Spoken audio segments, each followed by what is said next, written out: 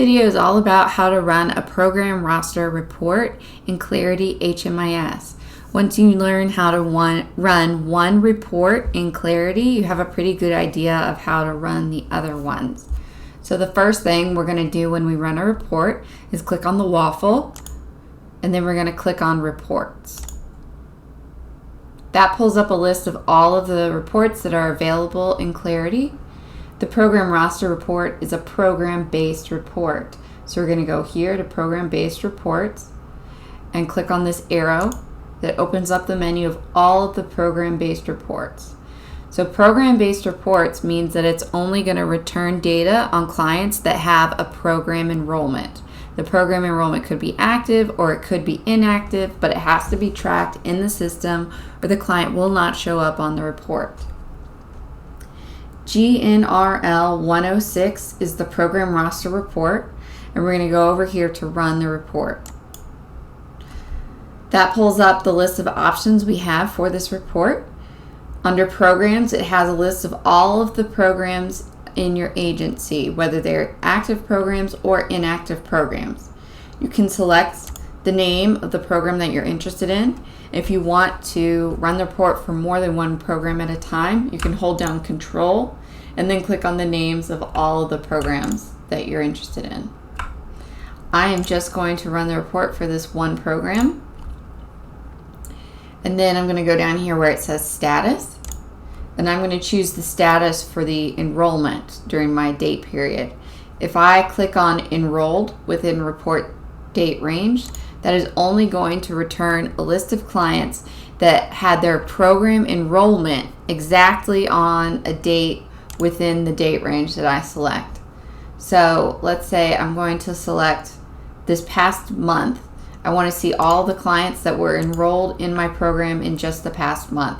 So I'm going to set my start date for the start of the month, and I'm going to set my end date for the current date.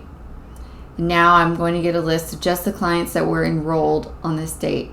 If I selected active within report date range, that would return all of the clients that are enrolled during this time, whether they were enrolled during this period or if they were enrolled prior to May 1st, but continue to be enrolled up till today, they would also show up on this report. I'm going to change it again to just the clients that were enrolled during this time. So if somebody was enrolled on April 30th and they're still active in the program, they will not show up on this report because they were not enrolled within this date range. Now I'm going to look at the report output. I'm going to choose web page because I want to be able to click on the links and pull up detailed information about the clients if I need to. If I wanted a report that I could download and send to somebody else, then I would select Excel. So I'm going to select web page and then I'm going to submit. That will send the report up to the reports queue manager. Over here is my reports queue. I can see that the program roster report that I'm running is still pending. It has not finished processing. I can check again by clicking refresh on my browser, and that updates the reports queue with this number 1 that indicates that I have one report ready. So I'm going to open it, and that pulls up the web page for this report. I can see that I have 7 enrollments that took place during this date range of this past month. The program roster also gives me the names of all of the clients that are on the program roster report. If I wanted more information about a specific client, I could click on their unique identifier and it would pull up their profile page. This is helpful if you need to check some information about the client on the report. I'm going to go back and look at the report again. I can see that I have 7 enrollments for 7 different clients.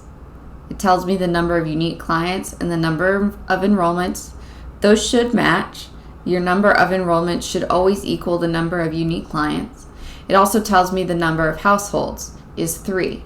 If I look over here at the list of names, I can see that the head of household has their unique identifier number in bold.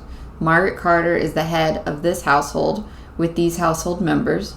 Bart Simpson is the head of his household, and Tina Belcher is the head of her household. And that is how you run a program roster report.